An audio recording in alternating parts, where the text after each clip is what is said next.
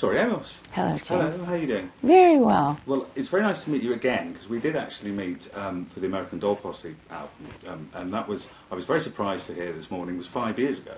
Wow. Time just zips on by, doesn't it?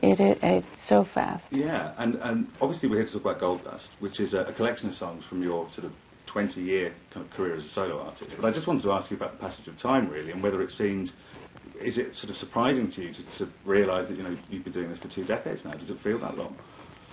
No, it does. It feels as if it's flown by. Mm-hmm. I just saw my daughter in the hotel room, and when I look at her, I realize, oh, right, you're taller than I am, so time is passing. But it doesn't seem like 20 years. It really doesn't. Let's talk about the album. There are songs that are re-recorded with an orchestra. I'm assuming that your album previous to this, Night of the Hunters, was maybe gave you the idea, because that was orchestral as well. Is that correct? Night of Hunters was in process. I was composing it. I'd been invited by the Metropole Orchestra to play one show with them. And in rehearsals, it all started to come together. A conversation, an idea that, wow, the versions are changing. They're different, but yet it's not a complete makeover. They're still retaining their spirit. I'm glad you said that, because I was going to ask this later, but often when I read interviews with you, and you've just done it now, you talk about songs almost as though they're kind of people. They have their own kind of personality and they evolve over time. Is that how you see songs? Yeah, they're the song girls. They are? Yeah, I see them as consciousness. Okay. That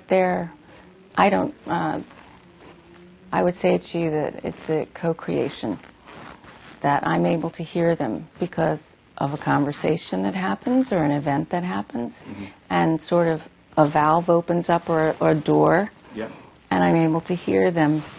So are they there fully formed in some other dimension that you do? I think so, yeah. I think so. Okay. You and Keith Richards both think that. Do we? Yeah. I didn't know that. He described it as his job as being like a radio, and he has to tune in and pick these things which are already there, already exist. So that's interesting. Okay. I read that you performed over 1,000 shows in that time. Obviously, you wouldn't do it if you didn't like it. But what does live performance give you? What's the thrill of it for you? Well, live performance is really where the alchemy happens, I think, because there's a relationship between performer and the people who come to the shows.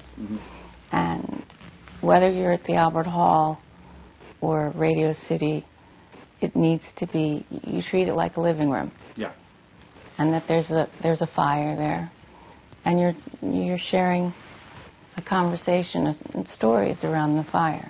And so in live performance, the songs can really come to life. They begin to show me who they are. When you're recording a record, a lot of times I don't know the songs very well. Yeah. This record was different because I know them all, as well as a twin would know their other twin. I mean, I know the girls.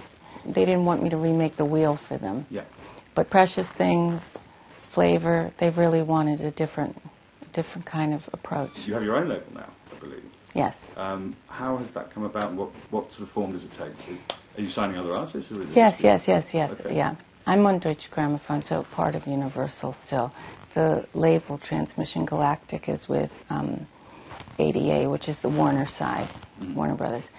And the idea was, it's a collective, it's a group of people that want to develop artists and bands. It's in development, because as we were talking about, that unless a label gets results right away, sometimes they cut you loose. And yes, I understand about funding, I understand where the industry is, but I think that there needs to be a place where artists can develop. So that's the idea, and it needs to happen organically. The signings of bands and artists, and it might take a little time to get a roster, but that's okay.